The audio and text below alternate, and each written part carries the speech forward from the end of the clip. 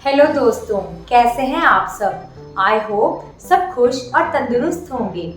दोस्तों, पिछली वीडियो में हमने डिस्कस किया था सनलाइट यानी कि धूप के फायदों के बारे में। धूप हो तो विटामिन डी का जिक्र तो होगा ही। तो चलिए आज इस वीडियो में हम सनशाइन विटामिन यानी कि विटामिन डी के बारे में डिटेल में डिस्कस करेंगे। विटामिन डी की कमी के साइंस और सिम्टम्स क्या हैं, इसकी डोजेज कितनी आरडीए के द्वारा रिकमेंडेड है, विटामिन डी का मेन सोर्स क्या है, उसको कैसे एब्जॉर्ब करना है, कौन से खाने में विटामिन डी होता है, ये सब जानकारी हम इस वीडियो में जानेंगे। तो चलिए शुरू करते हैं। आजकल न्यूज़पेपर्स में विटामिन डी डेफिशिएंसी के बारे में बहुत देखने को मिलता है। अराउंड 50 to 60% इंडियंस में विटामिन डी की कमी पाई जाती है। तो चलिए जानते हैं कि हमें कैसे पता चलेगा हमें विटामिन डी की डेफिशिएंसी है या नहीं। सबसे पहले है आपके जॉइंट्स और बोन्स में पेन हो रहा हो। कई बच्चों को रिकेट्स का इशू होता है। रिकेट्स यानी कि उनकी बोन सॉफ्ट हो जाती है, स्कल की बोन सॉफ्ट हो जाती है और उनको स्केलेटल डिफॉर्मिटीज आती हैं।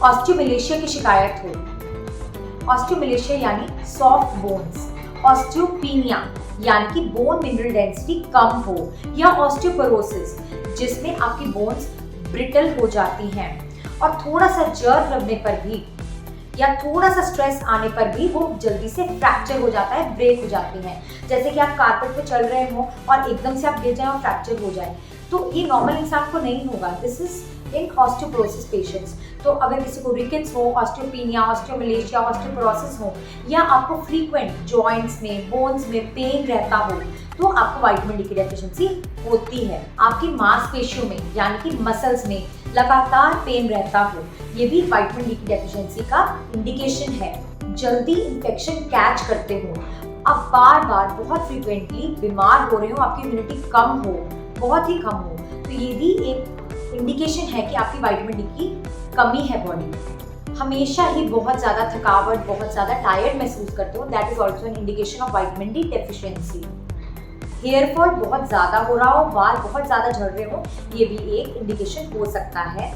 Depression, I am not talking about clinical depression here, आपका मूड बहुत ज़्यादा ऑफ रहता हो, बहुत ज़्यादा चिड़चिड़े, बहुत ज़्यादा दुखी रहते हो, ये भी एक इंडिकेशन हो सकती है। स्लो वुंड हीलिंग, आपका घाव जल्दी ना भर रहा हो, तो दोस्तों ये सब इंडिकेशंस हैं जिनसे हमें ये पता लग सकता है कि विटामिन डी की डेफिशिएंसी है।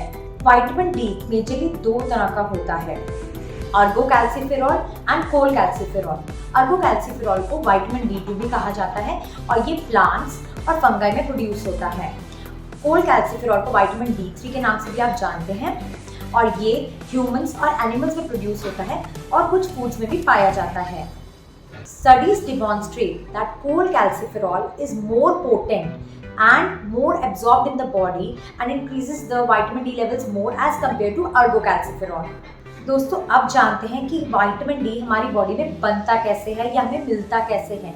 विटामिन डी हमें एंडोजेनसली मिलता है, यानी कि हमारी बॉडी खुद भी इसे बना सकती है, मैन्युफैक्चर कर सकती है। जानते हैं कैसे। विटामिन डी का मेजर सोर्स सनलाइट है। सन की यूवीबी रेज जब हमारी स्किन पर पड़ती हैं तो कोलेस्ट्रॉल यानी कि 7 हाइड्रो कोलेस्ट्रॉल के साथ मिलकर वो प्री विटामिन D3 जो कि ब्लड स्ट्रीम के द्वारा लिवर में जाकर 25 हाइड्रोक्सी विटामिन डी जिसको हम 25 OHD भी बोलते हैं, यही लेवल्स होते हैं जो हम हमारे सीरम में जब बॉडी चेकअप कराते हैं तो हमें विटामिन डी जो शो होता है वो यही होता है।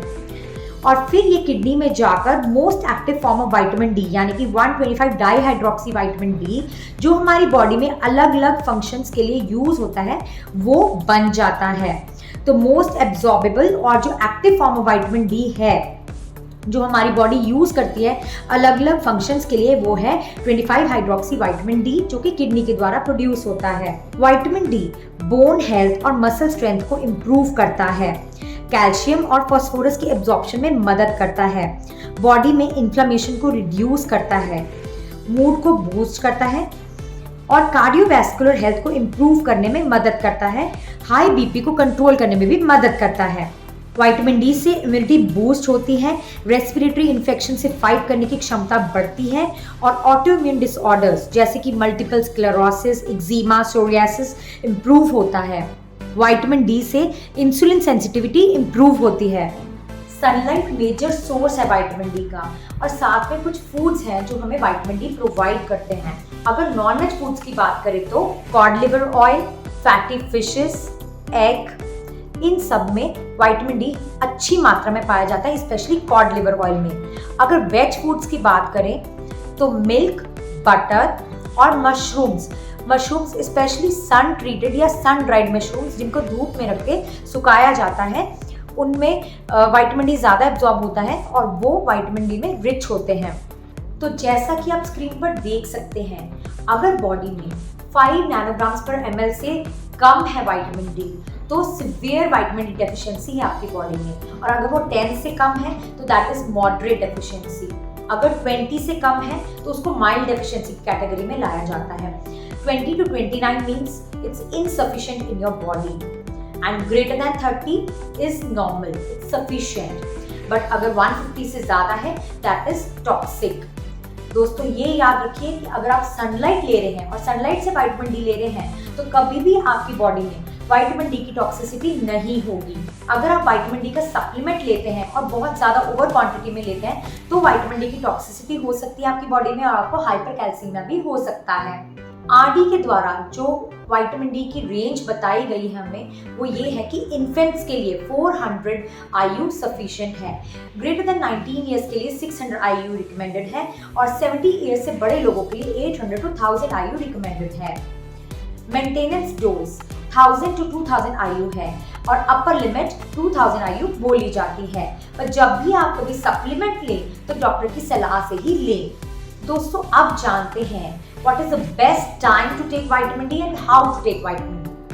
आपने हमारी पिछली वीडियो सनलाइट की वीडियो में देखा ही होगा कि धूप को कैसे लेना है, कौन से कपड़े पहनने चाहिए, क्या एक्सपोज करना चाहिए और किस वक्त धूप लेनी चाहिए। अगर आपने हमारी ये वीडियो नहीं देखी है तो ऊपर लिंक आ रहा है, आप जरूर देखें। थोड़ा सा मैं आपको यहाँ पर भी बता देती हूँ कि विटामिन डी की एब्जॉर्प्शन बेस्ट टाइम क्या है। देखिए दोस्तों, जैसे कि मैंने आपको बताया कि ये सन की जो यूवीबी रेज आती हैं उससे हमारी बॉडी में विटामिन डी एब्जॉर्ब होता है एक रिएक्शन के द्वारा। तो सन की जो यूवीबी रेज हैं वो डायरेक्ट आती हैं 11-12 बजे के आसपास।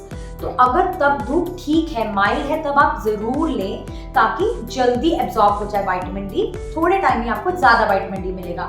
बट अगर धूप इंटेंस है, सख्त धूप है, तो वो टाइम आप अवॉइड करके सनराइज के 1 घंटा बाद और सनसेट से 1 घंटा पहले आप विटामिन डी ले सकते हैं, सनलाइट ले सकते हैं। किस तरीके से लेना है वो आप सनलाइट की वीडियो में जरूर देखें। दोस्तों अब जानते हैं कि किन लोगों को विटामिन डी डेफिशिएंसी का ज्यादा रिस्क है। सबसे पहले है, अगर किसी को लिवर या किडनी का कोई इशू हो, सिरहोसिस हो, फैटी लिवर हो या डायलिसिस पे हो या और भी कोई किडनी का इशू हो, तो उनमें विटामिन डी की डेफिशिएंसी के चांसेस ज़्यादा हैं। क्योंकि आपने वीडियो में पहले देखा कि लिवर और किडनी का विटामिन डी सिंथेसाइज करने में, बनाने में कितना रोल है। तो अगर लिवर और किडनी का कोई इशू है तो विटामिन डी बॉडी में कम एब्जॉर्ब होता है और विटामिन डी की कमी होने के बहुत चांसेस हैं। जो लोग ओबीज या ओवरवेट हों उनमें भी विटामिन डी स्लो एब्जॉर्ब होता है, कम एब्जॉर्ब होता है, तो उनको भी डेफिशिएंसी के ज़्यादा चांसेस हैं। जो लोग ज़्यादा इंडोर्स रहते हो, घर में ही ज़्यादा रहते हो, धूप ना लेते हो, उनको भी विटामिन डी की डेफिशिएंसी के ज़्यादा चांसेस रहते हैं। बाहर जाने वक्त ज़्यादातर सनस्क्रीन ही लगाते रहे तो भी विटामिन डी बॉडी में नहीं एब्जॉर्ब होता। स्किन पिगमेंट और स्किन टोन, जैसे कि मैंने सनलाइट की वीडियो में भी बताया था कि अगर आपका स्किन टोन डार्कर की तरफ है तो विटामिन डी धीरे एब्जॉर्ब होता है। क्यों? क्योंकि हमारी बॉडी में मेलानिन पिगमेंट होता है जो कि डार्क लोगों में ज़्यादा होता है, and it is a natural sunscreen और हमारी बॉडी का एक डिफेंसिव मैकेनिज्म होता है हमें धूप की हार्मफुल किरणों से बचाने के लिए। तो डार्कर लोगों में विटामिन डी की कमी होने के ज़्यादा चांसेस हैं, क्योंकि जो फेयर स्किन वाले लोग हैं वो थोड़ी देर ही धूप में जाएंगे तो उनको विटामिन डी ज़्यादा एब्जॉर्ब होता है। डिटेल के लिए आप मेरी सनलाइट की वीडियो भी देख सकते हैं। जो लोग वृद्ध वर्ग के होते हैं, ज़्यादा बूढ़े होते हैं, उनमें भी विटामिन डी धीरे और कम एब्जॉर्ब होता है। तो दोस्तों ये थी वीडियो विटामिन डी के ऊपर, इसे कैसे लेना चाहिए, ये कैसे बनता है, क्या साइंस है विटामिन डी की कमी के, और आजकल न्यूज़ में इतना आ रहा है विटामिन डी की डेफिशिएंसी के बारे में। तो आप अपना ज़रूर ध्यान रखें, धूप लें, जिस तरीके से हमने बताया है उस तरीके से लें और इंजॉय करें। तो दोस्तों खुश रहिए, फिट रहिए, enhance health holistically. Thank you, bye bye.